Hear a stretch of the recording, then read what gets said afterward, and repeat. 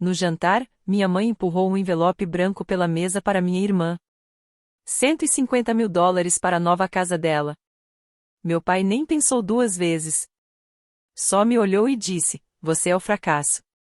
Nós investimos em vencedores." A sala ficou em silêncio. Os garfos pararam no ar, os sorrisos sumiram. Eu não chorei. Apenas dobrei o guardanapo, me levantei e fui embora sem olhar para trás. Naquela noite, não pedi amor nem justiça. Eu comecei algo que eles jamais imaginariam. 2 anos depois, minha irmã passou de carro em frente à minha propriedade, freou bruscamente e gritou ao telefone: "Pai, você precisa vir aqui agora." Quando eu tinha 12 anos, construí uma ponte suspensa com fios e canudos para a Feira de Ciências do Estado. Ela aguentou o peso de um livro inteiro, e eu ganhei o primeiro lugar. Lembro de ficar no palco, olhando para a plateia, procurando meus pais. 2 assentos vazios na primeira fila. Eles estavam em Denver naquele fim de semana, torcendo pela minha irmã no concurso de beleza. Cheguei em casa orgulhosa, com a medalha brilhando. Meu pai olhou uma vez e aumentou o volume da TV. "Menina estranha", murmurou. "Que tipo de filha brinca com máquinas?" Minha mãe não respondeu. Apenas fez carinho no cabelo de Jéssica, enquanto minha irmã exibia o troféu de Little Miss Sunshine sob as luzes da sala. Aquele momento ficou preso em mim como um espinho. Não foram as palavras que doeram, foi o silêncio depois delas. O silêncio onde o amor deveria estar. Com o tempo, aprendi que o amor na minha família vinha com recibo. Cada favor, cada presente, cada sorriso dependia de o quanto você fazia eles se sentirem bem. Jéssica era a filha perfeita, recebia os elogios fáceis, as segundas chances, as desculpas. Eu era o plano reserva. A forte. Aquela que não precisava de nada. Trabalhei à noite para pagar a faculdade, enquanto eles bancaram a de Jéssica sem pensar duas vezes. Me formei com honras, consegui meu primeiro emprego como engenheira estrutural e mandei fotos dos meus projetos: pontes, prédios, estruturas cortando o céu. A única resposta do meu pai foi: "Ainda tá alugando?" Cada ligação virou um boletim sobre minha estabilidade: a promoção da Jéssica, o noivado da Jéssica, o carro novo da Jéssica. Nunca perguntavam como eu estava. Apenas me mediam pela sombra dela. Mesmo assim, eu ainda tinha esperança de que um dia me viriam como algo além de um investimento fracassado.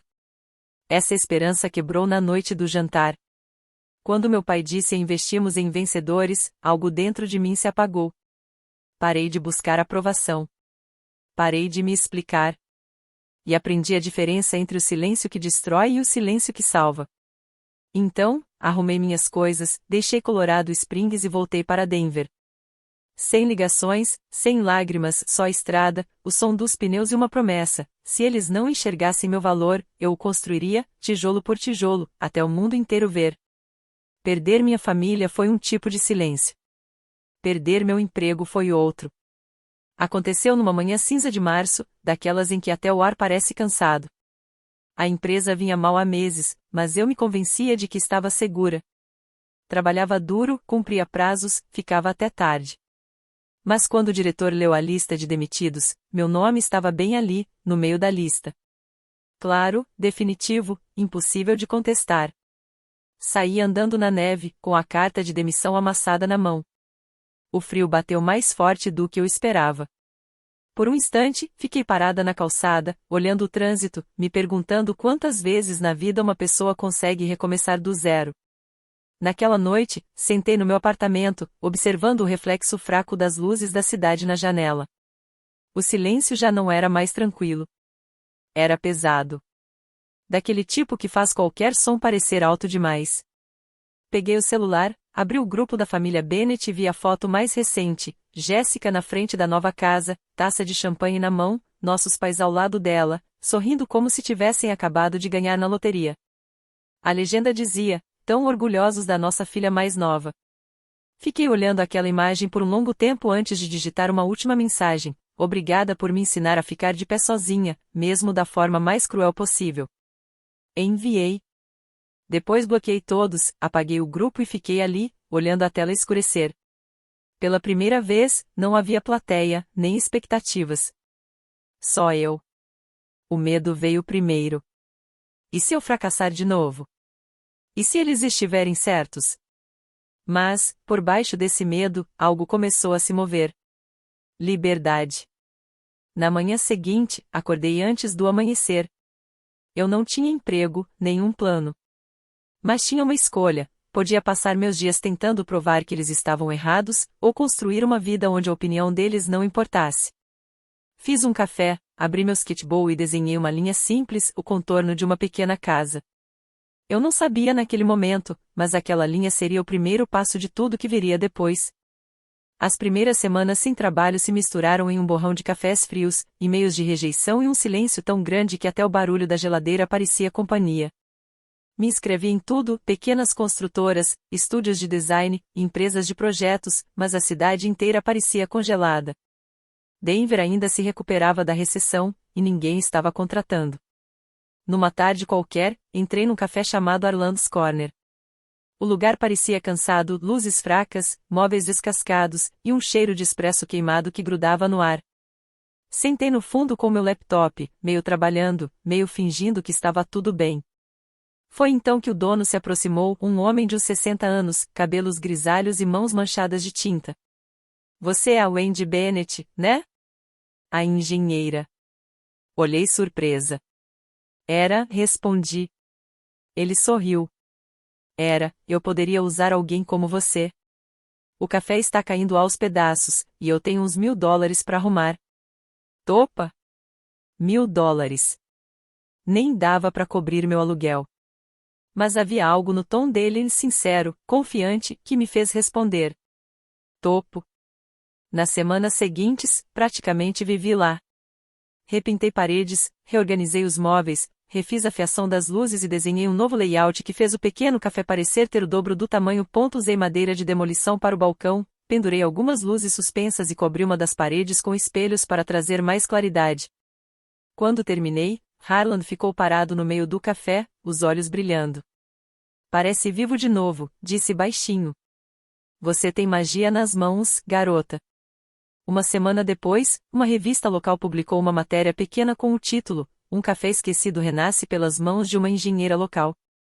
Na foto, eu apareci atrás do balcão, com tinta nas calças jeans e um sorriso cansado, mas cheio de orgulho.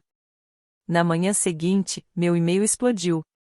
Pessoas perguntando se eu podia ajudar a reformar suas lojinhas, seus pequenos negócios, até casas antigas.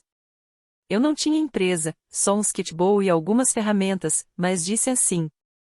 Um desses trabalhos me levou até uma cidade tranquila ao oeste de Denver, para reformar uma casa de tijolos de um veterano aposentado.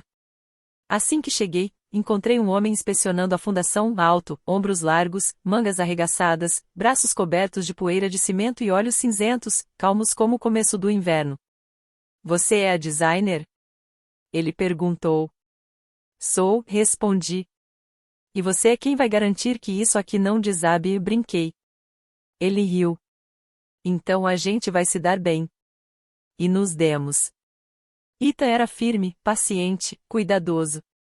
Tinha aquele tipo de presença que fazia o silêncio parecer seguro. Trabalhamos lado a lado por semanas, medindo vigas, discutindo plantas, rabiscando ideias em pedaços de papel. Às vezes, ficávamos horas sem trocar uma palavra, apenas no ritmo tranquilo do trabalho. Um dia, enquanto eu redesenhava um projeto no chão, ele me entregou uma garrafa d'água. Você esquece do mundo quando trabalha, disse ele. Sorri sem levantar os olhos. Esse é o objetivo. Ele fez uma pausa e completou: você olha para uma casa como se ela tivesse alma. Ri de leve, mas à noite, deitada na cama, aquelas palavras ficaram ecoando na minha cabeça. Quando o projeto terminou, Ita me convidou para jantar em um restaurante perto do Swans Lake. Entre pão quente e vinho tinto, conversamos não só sobre construções, mas também sobre medo, fracasso e a estranha paz de recomeçar. Contei sobre a perda do meu emprego, sobre o dia em que deixei minha família para trás. Ele não teve pena. Apenas disse: você não precisa da aprovação deles, Wendy. Você já construiu algo que eles nunca vão poder tocar. Foi a primeira vez, em anos, que alguém realmente me enxergou. Não a versão que minha família desprezava, mas a mulher que eu lutei para ser. Algumas semanas depois, ele me ligou do nada. Tive uma ideia maluca, disse. Já pensou em projetar uma casa que gere sua própria energia? Um modelo sustentável, pequeno, simples, autossuficiente.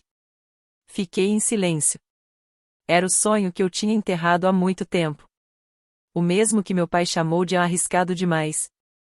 Já pensei? Sim, respondi. Ele sorriu do outro lado da linha. Então talvez esteja na hora. Chamamos o projeto de Eco Home Project. Meses depois, encontramos um pequeno terreno no Oregon, 5 acres com vista para o oceano. O dono, George, era um homem mais velho, de olhos gentis e uma tristeza quieta no olhar. Eu planejava construir uma casa aqui um dia, disse George, olhando o horizonte. Mas minha esposa se foi antes que eu pudesse. Quando contei a ele o nosso plano, ele apenas assentiu devagar. 75 mil, disse. Vou abaixar o preço. Vocês dois vão transformar isso em um lugar que vale a pena viver. Ethan pagou o restante. Eu não tinha como. Sem amarras, ele disse. Apenas parceria. Montamos uma barraca perto da clareira, onde os pinheiros sussurravam e o vento do oceano trazia o cheiro de sal e chuva. Todas as manhãs, fazíamos café num fogareiro portátil e trabalhávamos até as mãos criarem bolhas. Cortamos a grama, removemos pedras e construímos a fundação com as próprias mãos. Dei o nome de Evergreen Cabin.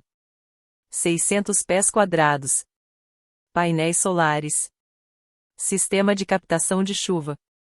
Madeira reaproveitada de um celeiro antigo. Tudo sustentável. Tudo feito a partir do que o mundo tinha descartado. Assim como eu. Alguns dias eu queria desistir. O corpo doía, os dedos rachavam de frio. Mas, à noite, sentada perto da fogueira, eu olhava para a estrutura se erguendo e pensava, é assim que se reconstrói a si mesma. No 10º mês, a cabana estava pronta, madeira clara, janelas amplas e uma varanda virada para o mar. Quando o sol batia no ângulo certo, parecia que ela pulsava com um coração próprio. Tirei uma foto, postei online com a legenda, construí isso com minhas próprias mãos. Na manhã seguinte, a postagem tinha viralizado. Pessoas escreviam, você me fez acreditar de novo. Transformou dor em beleza. Pela primeira vez, o mundo me viu do jeito que eu sempre esperei que meus pais vissem. Era uma manhã silenciosa de maio. O sol suave passava entre as árvores, lavandas floresciam perto da varanda, quando ouvi o som de pneus derrapando no cascalho. Um BMW prateado parou bem diante do portão. A porta se abriu com força e lá estava ela. Jéssica. 2 anos mais velha, impecavelmente arrumada, mas tremendo. O vestido branco balançava ao vento, a voz trêmula ao telefone. Pai, você precisa vir aqui agora. Desci da varanda ainda com as luvas de jardinagem nas mãos. Jace, o que está acontecendo? Perguntei. Ela congelou ao me ver. Você mora aqui? Sussurrou. O olhar dela percorreu a cabana, os painéis solares, as flores silvestres, a floresta atrás de mim. Eles disseram que você tinha perdido tudo, que tinha fugido. Sorri de leve. Acho que estavam errados. Por um instante, a confiança dela vacilou. Você construiu isso, sozinha? Com ajuda, respondi. De pessoas que acreditaram na mulher que seus pais chamaram de fracasso. Jéssica engoliu em seco. Eu não sabia. Eu não, a voz dela se quebrou. Depois do meu divórcio, voltei para casa. Eles ainda pagam tudo. Mamãe sempre diz, não seja imprudente como sua irmã. E eu escuto. O vento soprou, bagunçando o cabelo dela. Naquele momento, ela parecia pequena, como a menina que eu costumava proteger das brigas dos nossos pais. Eu não sentia raiva. Só tristeza. Crescemos na mesma casa, mas aprendemos lições opostas. Eu fui ensinada a sobreviver sem amor. Ela, a depender dele completamente. Jéssica passou os dedos pela parede da cabana. Você tem tudo isso, e eu nem sei mais quem eu sou. Olhei para ela com calma. Então pare de viver por eles, Jace. Comece a viver por você. Ela riu, nervosa. Mais fácil falar do que fazer. Ficamos em silêncio, até que ela murmurou: eles estão vindo. Minutos depois, o SUV apareceu. Eu já sabia exatamente como tudo aconteceria. Meu pai saiu do carro primeiro, o rosto vermelho, as veias saltando no pescoço. Minha mãe veio logo atrás, tremendo. Onde você conseguiu dinheiro para isso? Ele gritou. Quer que eu acredite que construiu tudo sozinha? Coloquei as luvas de lado, limpei as mãos na calça jeans e olhei firme nos olhos dele. Desde o dia em que você me chamou de fracasso, disse com calma, comecei a juntar algo que você nunca poderia tirar de mim: o meu trabalho, a minha força, a minha paz. Ele piscou, confuso. Cada insulto que você jogou, cada vez que me comparou a ela, isso virou capital. Apontei para a cabana atrás de mim. E foi com isso que construí tudo isso aqui. A voz da minha mãe tremia. A gente só queria o melhor para você. Soltei uma risada leve, sem crueldade. Não, vocês queriam o que fazia vocês parecerem melhores. O maxilar do meu pai se contraiu. Ele deu um passo à frente, olhando as paredes como se procurasse um defeito. Você fez isso para nos humilhar. Não, respondi baixinho. Eu fiz para sobreviver a vocês.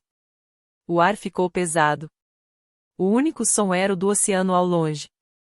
Ethan saiu da cabana, sereno como sempre, limpando as mãos num pano. Cumprimentou meus pais com um aceno e ficou ao meu lado, firme, silencioso, presente. Pela primeira vez, vi algo diferente nos olhos do meu pai. Não era raiva. Nem orgulho. Era vergonha. Fez tudo isso por vingança? Ele perguntou por fim. Balancei a cabeça. Vingança significaria que ainda me importo com o que vocês pensam. E eu não me importo mais. O vento soprou entre os pinheiros, trazendo o perfume das lavandas. Jéssica estava de lado, observando tudo com lágrimas nos olhos. Os ombros do meu pai cederam. Quando ele falou, a voz saiu baixa. Nós estávamos errados. Minha mãe começou a chorar, o rosto escondido nas mãos. Eu não me aproximei, disse suavemente. Não preciso perdoar vocês para ser livre. Eu já sou. Eles foram embora logo depois. O SUV desapareceu pela estrada de cascalho, e a floresta voltou a ficar em silêncio. Fiquei na varanda, o coração batendo forte, não de raiva, mas de alívio. Ethan passou o braço pelos meus ombros. Tá tudo bem? Olhei para as árvores, onde a luz dourada se espalhava pelas paredes da cabana. Pela primeira vez, totalmente. Uma semana depois, chegou um envelope creme. Sem remetente, só o meu nome, na caligrafia cuidadosa do meu pai. Dentro, uma carta e uma foto da nossa antiga casa, agora com uma placa de for sale no jardim. As palavras dele tremiam. Amamos você do jeito errado. Pelo medo, pela comparação. Estamos recomeçando. E, pela primeira vez, temos orgulho de você. Eu não chorei. Nem respondi. Apenas saí para o quintal, onde o ar cheirava a pinho e chuva, e plantei uma árvore jovem perto da varanda. Um novo começo, enraizado em paz. Ethan veio até mim, segurando uma pequena caixa de nogueira que ele mesmo havia feito com a madeira da primeira árvore que cortamos para a cabana. Dentro, havia um anel simples de madeira. Wendy Bennett, disse-lhe baixinho. Quer continuar construindo comigo? Ri entre lágrimas. Só se desenharmos o blueprint juntos. Naquela noite, enquanto o sol se escondia atrás da floresta, escrevi a última linha no meu diário. Eles deram a ela $150.000. Deram a mim o silêncio. Mas o silêncio virou a minha fundação. O vento passou entre as árvores como uma promessa. Erva às vezes, vingança não é fazer alguém pagar. É deixar que vejam você feliz, sem precisar da aprovação deles. Meus pais me deram silêncio, mas foi nesse silêncio que aprendi tudo sobre força, limites e paz. Se um dia te disseram que você nunca vai conseguir, espero que minha história te lembre, dá para construir uma vida do zero, uma vida que ninguém pode tirar de você. Me conta nos comentários o que você faria no meu lugar. E se essa história tocou seu coração, clique em subscreve, compartilha e fica por aqui para o próximo capítulo. Você não está sozinho. Erva.